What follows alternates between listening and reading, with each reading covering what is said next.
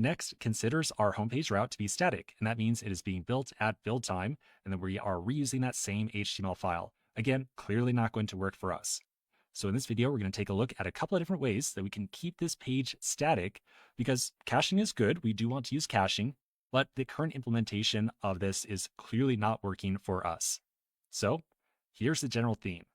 Whenever your page is rendering with out-of-date data, I want you to understand there's a couple of different ways that you can control caching without disabling it entirely, but that is, of course, an option. So the first way we can deal with this is we can set up some time-based caching rules, where every so many seconds, we will ignore the cached page, and we will get fresh new data and re-render our page. We can set up on-demand cache control, where at certain points in time, where we are really sure that data has changed, we can forcibly remove a cache page, and the next request that comes in will re-render it. And then finally, we can also just completely disable caching if we don't want to deal with the system at all. So let's take a look at examples of each of these and when we should use each one. First, time-based caching. So if we ever decide that maybe every so many seconds, like maybe every 3 seconds, for example, we want a particular page to re-render itself with the next request that comes in, here's how we would do it. We would set up what's referred to as a segment configuration option. That is where we export a simple variable with a very special name from one of our page files. In this case, if we set revalidate equal to 3 and export it, then every 3 seconds, the next request that comes in will trigger a re-render of our page. The page will re-render, and then for the next 3 seconds after that, the cached version will be served up. We can also implement on demand. So at very certain points in time where we are really sure that maybe the data on some path has changed or the data used by some path has changed, we can call a function called revalidate path. That tells Next that we want it to dump any cached version of that particular page, and the next time someone makes a request to it, it should re-render the page from scratch. And then finally, as we saw, we can also just disable caching entirely.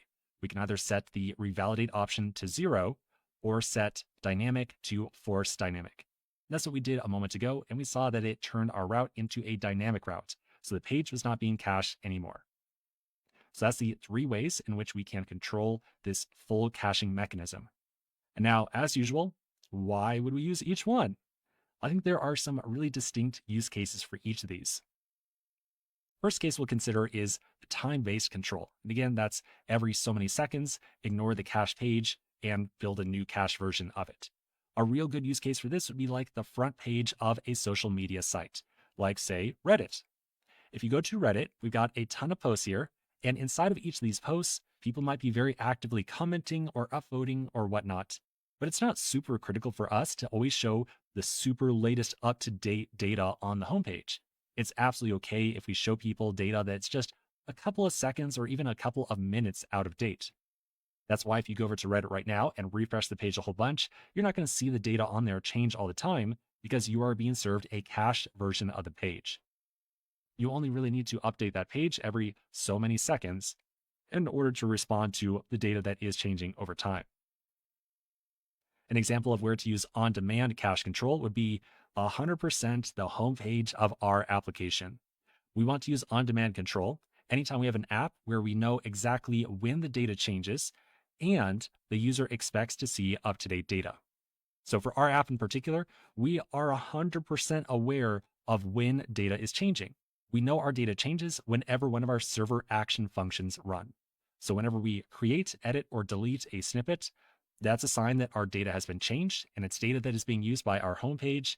We should probably use that revalidate path function to tell Next that we want to clear the cache of this page and rebuild it next time someone asks for it. And then finally, we're usually going to want to disable caching anytime our Next server is using data from an outside API when we don't know when that data changes, or if this is kind of uncommon, but if we expect the data to be different with every request and we want to show the most up-to-date data to our users. So in this case, if our data is being managed by some outside API that we might not really have access to or control over, we don't really know when the data changes. But if we want to show the user the most up-to-date data at all times, we would probably disable caching so that we always make a request off this outside API every single time a user comes to our app. Okay, so that's it. That's the different caching mechanisms here, or at least the different ways we control the full route caching. So for our application, I think using the on-demand methodology is absolutely most appropriate. So let's set up some on-demand cache control in just a moment.